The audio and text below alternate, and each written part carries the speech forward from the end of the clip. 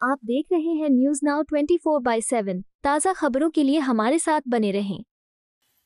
पिछले कई दिनों से दिल्ली के अंदर जब भी बारिश हो रही है, पूरी दिल्ली की सड़कें बारिश में डूबकर पानी पानी हो रही हैं। जलभराव की वजह से दीवार गिरी, 7 लोग मरे जिसमें 2 बच्चे थे। 2.5 साल का भाई अपने घर के बाहर खुले सीवर में डूब के मर गया। 2.5 साल का बच्चा। डिसिल्टिंग जिसका ढोल भारतीय जनता पार्टी पिछले 4 महीने से पीट रही है, उस डिसिल्टिंग पे जिसपे करोड़ों रुपए खर्च हुए हैं, क्या उसमें करोड़ों रुपए का भ्रष्टाचार हुआ है? आप नेता सौरभ भारद्वाज ने कहा, पिछले कई दिनों से दिल्ली के अंदर जब भी बारिश हो रही है, पूरी दिल्ली की सड़कें डूबकर पानी पानी हो रही हैं। कनॉट प्लेस तक में पानी भरते हुए हम लोगों ने देखा है। कल राखी वाले दिन किस तरीके से बहनें 3-3 घंटे 4-4 घंटे सड़क पर फंसी रही, राखी बांधने का इंतजार करती रही। ये सबने देखा। कल 7 लोग तो एक जगह दीवार गिरने से गुजर गए। पानी था, बरसात थी, जल भराव की वजह से दीवार गिरी। 7 लोग मरे जिसमें 2 बच्चे थे, 2 महिलाएं थी, 3 पुरुष थे। एक 2.5 साल का बच्चा अपने घर से बाहर निकला तो घर के बाहर खुले सीवर में डूब के मर गया। सवाल यह है कि डिसिल्टिंग जिसका ढोल भारतीय जनता पार्टी पिछले 4 महीने से पीट रही है, उस डिसिल्टिंग पे जिस पे करोड़ों रुपए खर्च हुए हैं, क्या उसमें करोड़ों रुपए का भ्रष्टाचार हुआ है? सौरभ भारद्वाज ने कहा कि बार बार कहने पे भी डिसिल्टिंग की थर्ड पार्टी ऑडिट क्यों नहीं करा रहे हैं? डिसिल्टिंग की रिपोर्ट मांगने पर रिपोर्ट क्यों नहीं दी जा रही है? मंत्री को क्या छिपाया जा रहा है? पिछले कई दिनों से दिल्ली के अंदर जब भी बारिश हो रही है, पूरी दिल्ली की सड़कें बारिश में डूबकर पानी पानी हो रही हैं। कनॉट प्लेस तक में पानी भरते हुए हम लोगों ने देखा है। कल राखी वाले दिन किस तरीके से बहनें 3-3 घंटे 4-4 घंटे सड़क पर फंसी रही, राखी बांधने का इंतजार करती रही, ये सबने देखा। कल 7 लोग तो एक जगह दीवार गिरने से गुजर गए। पानी था, बरसात थी, जलभराव की वजह से दीवार गिरी, 7 लोग मरे जिसमें 2 बच्चे थे, 2 महिलाएं थी, 3 पुरुष थे। एक 2.5 साल का बच्चा अपने घर से बाहर निकला, 2-2.5 घंटे बाद जब बहनों ने ढूंढा कि भाई को राखी बांधनी है, तो सीसीटीवी से पता चला कि उनका 2.5 साल का भाई अपने घर के बाहर खुले सीवर में डूब के मर गया। 2.5 साल का बच्चा, राखी नहीं बंधी उसको।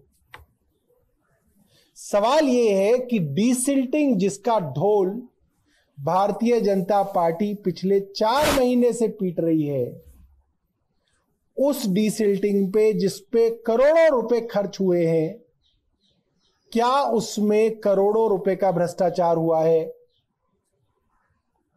मैं पिछले कई दिनों से यह बात कह रहा हूं कि पिछले वर्ष भारतीय जनता पार्टी के एलजी और इनकी केंद्र सरकार के चहेते मुख्य सचिव नरेश कुमार को बार बार पत्र लिखा गया कि हाई कोर्ट का आदेश है, जितनी भी डिसिल्टिंग हो रही है उसकी थर्ड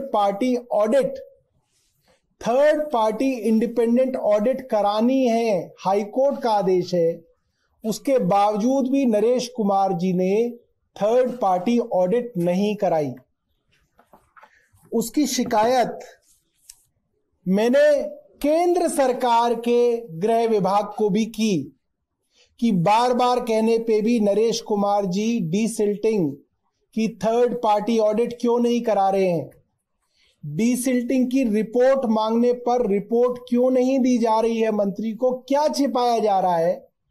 इसके ऊपर गृह मंत्रालय चुप रहा, एलजी चुप रहे, भारतीय जनता पार्टी पिछले पूरे साल चुप रही। इस वर्ष मैंने पत्र लिख के रेखा गुप्ता जी को कहा कि पिछले वर्ष हाई कोर्ट का आदेश था, आपको डिसिल्टिंग की थर्ड पार्टी ऑडिट करानी है, आपने कराई है तो बताइए। रेखा गुप्ता जी ने पत्र का जवाब नहीं दिया। अंततः मैंने अपने नाम से आरटीआई लगा के पूछा कि मेरे द्वारा मुख्य सचिव को जून 2024 13 जून 2024 को पत्र लिख के कहा गया कि आप हाईकोर्ट के आदेश के अनुसार थर्ड पार्टी ऑडिट कराइए डीसिल्टिंग की।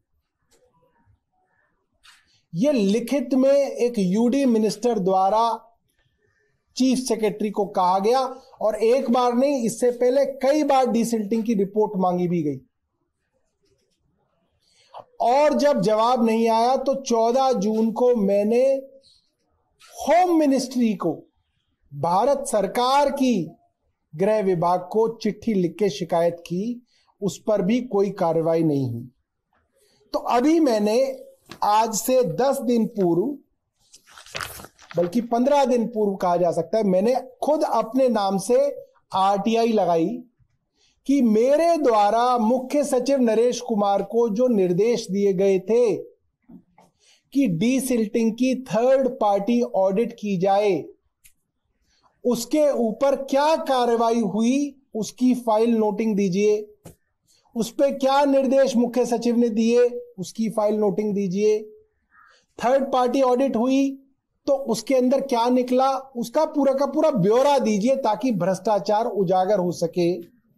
ये 29 जुलाई 2025 आज से 10 दिन पहले का आरटीआई का जवाब है, मुख्य सचिव के कार्यालय से आरटीआई का जवाब है। अब आप सुन लीजिए, आप हैरान हो जाएंगे।